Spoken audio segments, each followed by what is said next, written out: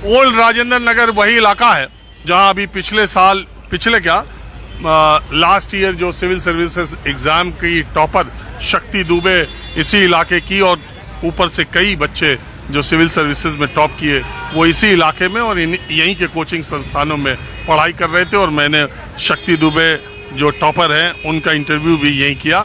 यानी देश की नौकरशाही में सबसे ज़्यादा लोग जो एक जगह से कहीं से जा रहे हैं वो दिल्ली का ये ओल्ड राजेंद्र नगर या दिल्ली का करोल बाग का इलाका है, दिल्ली का मुखर्जी नगर का इलाका है। लेकिन अब इस इलाके में ज़्यादा बच्चे रहते हैं और जेन जी के बच्चे जिनको 97 से लेकर 2010 तक का माना जाता है, यानी 15-16 साल से लेकर 28 साल, तो 28 साल की जो अपर लिमिट है 25 से 28 उसके बच्चे यहाँ पर आपको ज़्यादा मिलते हैं। आज मैं इस इलाके में इसीलिए आया कि हिंदुस्तान के जेन जी के मुद्दे क्या हैं, सियासत को लेकर वो क्या सोचता है।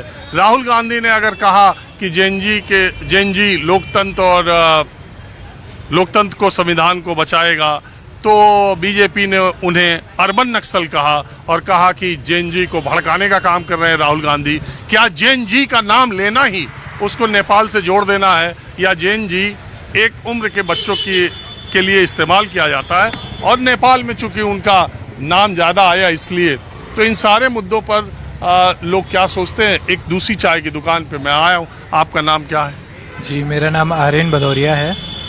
तो आप भी जेन जी के हैं? जी, टेक्निकली तो हम भी जेनजी में ही आते हैं, बट आइडियोलॉजिकली अभी हम जेनजी नहीं हैं। मतलब जो जेनजी आइडियोलॉजी है कि उन लोगों के टर्म्स जो उन्होंने लाइफ में देखा है और उनकी जो प्रायोरिटीज़ हैं वो अलग हैं जो बेसिकली इंडिया में जो नीड्स हैं उनके कंपैरेटिवली। जैसे इंडिया में आज भी जो बड़ी नीड्स हैं, रोटी कपड़ा मकान, जो बेसिक नीड्स, और इससे पहले की जो जनरेशन ने जैसे देखा था, ग्लोबलाइजेशन की पहले की जनरेशन ने, कि मेन एम रहता था पैसा कमाना। जेनजी जनरेशन जो आई है उसने वो वाला फेज़ नहीं देखा है। उन लोगों के टाइम पे प्राइवेटाइजेशन जो है वो एक नॉर्मल चीज़ हो गई थी, तो मेंटल पीस और इस तरह की चीज़ें जो हैं वो ज़्यादा उनके लिए रीजनेबल रहती हैं कंपेयर टू कैपिटलिज्म जैसी आइडियोलॉजीज़। तो यही एक सोच का डिफरेंस तो है। एक बड़ी अच्छी बात आपने कही यार। क्या आर्यन बताया नाम ना? आर्यन, जेन जी को सिर्फ उम्र के लिहाज से न देखा जाए कि वो 1997 से 2010 के बीच में पैदा हुए बच्चे हैं। जेन जी एक विचारधारा, एक मानसिकता वाले बच्चों को भी कहा जा सकता है उसी एज में। मैंने जितना जाना वो ये कि वो उन्होंने इंटरनेट में ही पैदाइश ली। इंटरनेट उनके लिए जीवन का एक अभिन्न अंग है। इंटरनेट से सबसे ज़्यादा वो प्रभावित होते हैं। इंटरनेट के थ्रू ही वो जीवन के रास्ते तलाशते हैं। उसी में उनका मेंटल पीस और ये अनिद्रा की बीमारी और इमोशनल कोशेंट कम होना, ये तमाम बहुत सारी चीज़ें, बहुत रेडिकल होना। तो मतलब ये तो है ही कि जैसे पहले के टाइम पे रिसोर्सेज कम रहते थे, इंटरनेट के आने के बाद रिसोर्सेज ज़्यादा हैं। हर किसी को हर तरह की अपॉर्चुनिटीज़ भी इसमें ज़्यादा है रिसोर्सेज के साथ। कहीं से भी कोई नॉलेज मिल रही है, ज़रूरी नहीं कि वो नॉलेज सही भी हो। इसी कारण जो उनका माइंडसेट है वो एक अलग वे में जा रहा है और उन्हें ये पता है कि इंटरनेट के थ्रू पैसा कमाने का तरीका अलग है। ये पहले जैसे रहता था कि मेहनत करो उस तरह से, मतलब फिजिकल लेबर या फिर सरकारी नौकरी या एक स्टेबल जॉब। जेनजीज के लिए वो चीज़ अलग है। रील्स है। जी, मैं यही कहना चाहता था। कंटेंट क्रिएशन, स्टार्टअप और भी तरह तरह की चीज़ें हैं। और कुछ लोगों के लिए तो पैसा ही मैटर नहीं करता, उनकी सोच ही एक अलग वे में चल रही है कि अच्छा, ये जेन जी दूसरों के लाइफ स्टाइल, दूसरों की तड़क भड़क से बहुत ज़्यादा प्रभावित होते हैं, मोटिवेट होते हैं, इंस्पायर होते हैं। इंस्पायर क्या, मोटिवेट, या ये दूसरों से मतलब वेस्ट से ज़्यादा इन्फ्लुएंस रहते हैं। क्योंकि जेनजीज जैसे इंटरनेट के थ्रू नेटफ्लिक्स वगैरह आ गया, उसमें वो देख रहे हैं वेब सीरीज़ जो चल रही हैं, जो कल्चर वो देख रहे हैं, वो वेस्ट अमेरिकन कल्चर जो है उससे ज़्यादा इन्फ्लुएंस रहते हैं। तो इसी कारण वो उसी तरह का कल्चर अडॉप्ट करना चाहते हैं। आजकल कोरियन कल्चर जेन जी के बारे में आपका क्या राय है? उसके मुद्दे क्या है? भारत के जेनजी मतलब अभी उस तरह से उतने एकदम ही एक्सट्रीमिस्ट नहीं पहुंचे हैं, क्योंकि आज भी भारत उतना इकोनॉमिकली डेवलप नहीं हुआ है कि वो हर तरह की इस तरह की चीज़ें अफोर्ड कर सकता है। बट जो लोग कर रहे हैं वो लोग जो बेसिक नॉलेज होनी चाहिए, जो एक सिविक सेंस होना चाहिए, जो मतलब जनरल अपनी एक नॉलेज होनी चाहिए ना, कि उन्हें अपने राइट्स पता होने चाहिए। तो नॉलेज की तो एक कमी है। जो इंटरनेट से उन्हें नॉलेज लिया है और जो नॉलेज उन्हें प्रैक्टिकल नॉलेज की ज़रूरत है, वो प्रैक्टिकल नॉलेज तो उनमें कम है। Comparatively, but on the other hand आप देखो जैसे उन्हें स्टॉक मार्केट से रिलेटेड या फिर जो मेंटल पीस टर्म्स होते हैं या और भी नए नए टर्म्स आए हैं, जैसे हम लोगों के में पहले रहता था कि बड़े जो बोल रहे हैं वो सुनना है, उनका ये मानना रहता है कि हम जो सोच रहे हैं वही सही है, बड़ों का सही सुनना सही क्यों है, उनका टाइम वो चलता था। वो एक रेडिकल थिंकिंग आ चुकी है, जो आउट ऑफ द बॉक्स सोचना।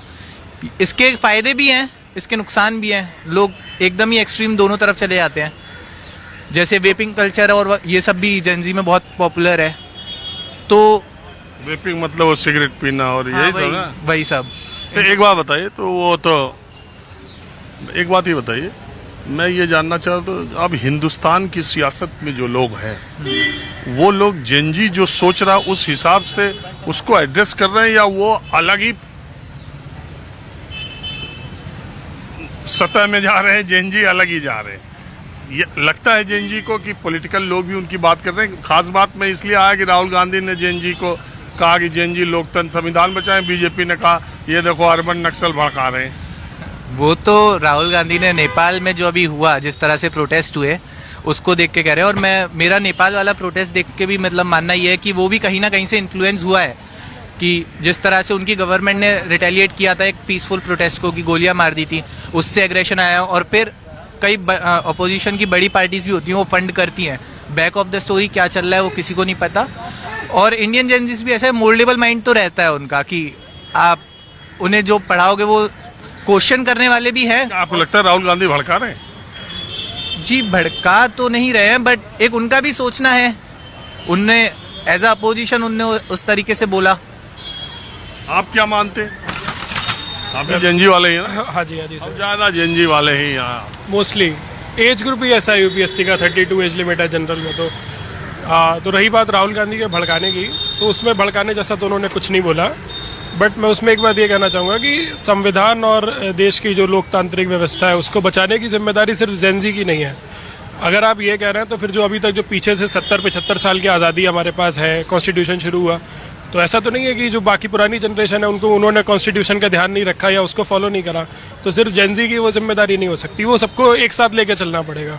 और दूसरी बात रही कि जो सियासती मुद्दे हैं कि सरकार उसको या पॉलिटिकल पार्टीज उसको एड्रेस कर रही हैं जेनजी को या नहीं, तो जेनजी का मेरे हिसाब से अभी एक सबसे बड़ा मुद्दा जेनजी का होना चाहिए एजुकेशन और जॉब को लेके। आप अगर देखोगे तो इस टाइम पे इंडिया में एक अलग ही लेवल पे एक इंजीनियर्स प्रोड्यूस हो रहे हैं। हर साल 15-16 लाख ग्रेजुएट होता है इंजीनियर, बट उसमें से कोई बता रहा था, मैं आपको रोकता हूँ, मुझे लोग कोई कह रहा था कि इस वक्त हिंदुस्तान में आर्ट्स में, ह्यूमैनिटीज में उतने लोग, यानी बीए उतने लोग नहीं कर रहे हैं, उससे ज्यादा लोग बीटेक कर रहे हैं। इसका एक रीज़न ये भी है कि जब 2008-2009 के बाद में जब एकदम से जब उसका क्या बोलते हैं टेक्नोलॉजी का एक रेवोल्यूशन आया, उसके बाद फिर इंडिया में इंटरनेट बूम आया 15-60s के बाद, 16 के बाद, तो अभी इंजीनियर इतना ज़्यादा हो रहा है। बट आप एक चीज़ देखोगे तो उसमें स्किल नहीं है। डिग्री मिल रहा है बट स्किल तो अभी बहुत कम लोगों के पास में। मैं आपको एक डेटा कोट करना चाहूँगा। L&T ने लास्ट ईयर एक जॉब अपॉर्चुनिटी निकाली थी कि वो उनका फॉरेन में कोई प्रोजेक्ट था, तो उसके लिए वो यहाँ से इंजीनियर हायर करना चाहते थे। तो उन्होंने 2-3 बार वो टेस्ट कंडक्ट करा, बट वो जिस स्टैंडर्ड के इंजीनियर्स को चाहते थे वो इंडिया में अवेलेबल ही नहीं थे। तो L&T को मजबूरन बाहर में जाके बाहर से इंजीनियर हायर करने पड़े। तो अगर अभी सरकार को इस पर काम करना चाहिए कि आप एजुकेशन पॉलिसी को चेंज करें। करिकुलम इतना आउटडेटेड हो चुका है, आप वही रोट लर्निंग चल रहा है, प्रैक्टिकल एक्सपीरियंस किसी के पास नहीं है। मैं खुद इंजीनियर हूँ, कंप्यूटर साइंस में पढ़ा हुआ हूँ। आप मेरे को बोल दो मैं एक ऐप डिज़ाइन कर दूँ, नहीं कर सकता। 4 साल कॉलेज में क्या रहता है, आप पेपर दो, फोटो, सबको पता है एक दिन पहले पढ़ के पेपर दे के पास हो जा रहा है। तो वो एक प्रैक्टिकल एक्सपीरियंस की कमी है यहाँ पे जेनजी के पास। और दूसरा एक उसको जो है ना, क्या कह सकते हैं, आपकी एक कंज्यूमरिज्म की तरफ जा रहा है जेनजी। उसको एक शो ऑफ वाला कल्चर जो है ना वो बहुत ज़्यादा लेवल पे प्रमोट हो रहा है। कल गया था iPhone 17 Pro लॉन्च हो रहा वो था, आपने देखा ही होगा कैसा मारपीट हो रही है। और उसमें जो लड़के थे वो ग्रेजुएशन में थे। हाँ। वो हमको लग रहा है सबसे ज्यादा, अगर मैं उस उम्र पूछता, हाँ, एज, सब graduation। तो वो जेनजी सबसे ज्यादा लाइन में लगे हुए थे। उसमें ऐसे भी थे जो अर्न कर भी रहे थे, जो नहीं भी कर रहे थे, पढ़ाई कर रहे थे, लेकिन उन्होंने आईफोन लॉन्च हो गया, भाई एप्पल चाहिए। जेनजी को वो कर क्या रहे, वो पहले एक कहावत हमारे ज़माने में, अगर बच्चे कुछ कहते थे अपने फादर से कि हमको थोड़ा अच्छी जीन्स चाहिए या अच्छा कोई शूज़ चाहिए। अब उस समय शूज़ भी तो इतने नहीं थे, तो फादर्स या पेरेंट्स कहते थे फर्स्ट डिजर्व देन डिजायर, पहले योग्य बनो, ठीक है, पहले तो फिर इसके बाद इच्छा करो। अब इसका कोई क्राइटेरिया नहीं, वो कहता कि क्यों नहीं, हमको चाहिए ही चाहिए। अब तो बाइंडिंग है पेरेंट्स के लिए बच्चों की जरूरतों को पूरा करना, जो सक्षम लोग हैं। इसका एक रीज़न आप देखेंगे अगर, तो जैसा इंडिया भी अभी कैपिटलिस्ट सोसाइटी की तरफ बढ़ रहा है, वो भी एक इसका रीज़न है। इतने इजी रेट्स पे EMI अवेलेबल है, बहुत सारी कंपनीज आई हैं, तो नो मेरा कॉस्ट। मोटा सवाल यह है, क्या आपको लगता है कि राहुल गांधी जैन जी को भड़का रहे हैं? पहला। दूसरा, क्या उन्होंने ऐसा कह के वो अर्बन नक्सल का रोल है? और तीसरा, क्या देश की 11 साल 10 साल की जो केंद्र सरकार है उसने हमारे जैन जी के मुद्दों को या युवाओं को मुद्दों को उसी तरह एड्रेस किया है जैसा उसे करना चाहिए? और जितनी पॉपुलेशन है उनके उम्मीदों पर सरकारें कैसा काम कर रही हैं?